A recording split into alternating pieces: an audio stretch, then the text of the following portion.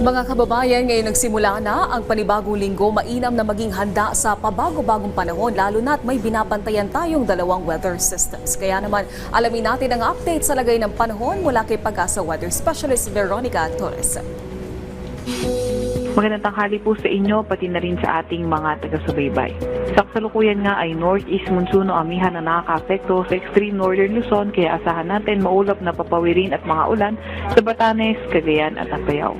ITCZ naman o Intertropical Convergence Zone ang nakaka-apekto sa Mindanao, kaya asahan din natin sa Mindanao area ang maulap na papawirin at mga kalat-kalat na pag-ulan, pagkidlat at pagkulog.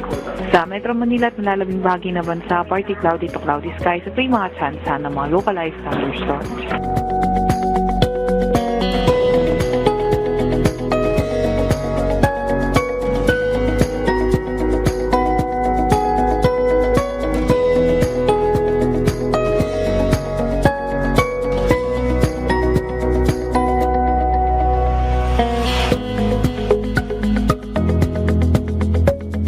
Wala naman tayong nakataas na gale warning sa kahit anong baybay na ating bansa, pero ingat sa papalaot sa extreme northern Luzon dahil magiging maalon ang karagatan.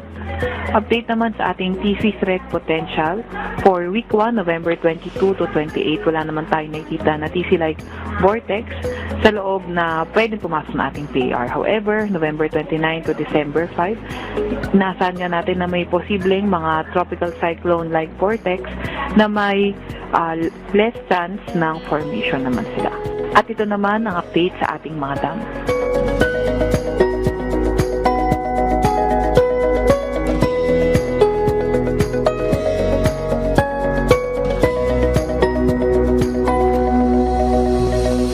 At yan muna ang latest mula sa Weather Forecasting Center ng Pag-asa, Veronica Torres.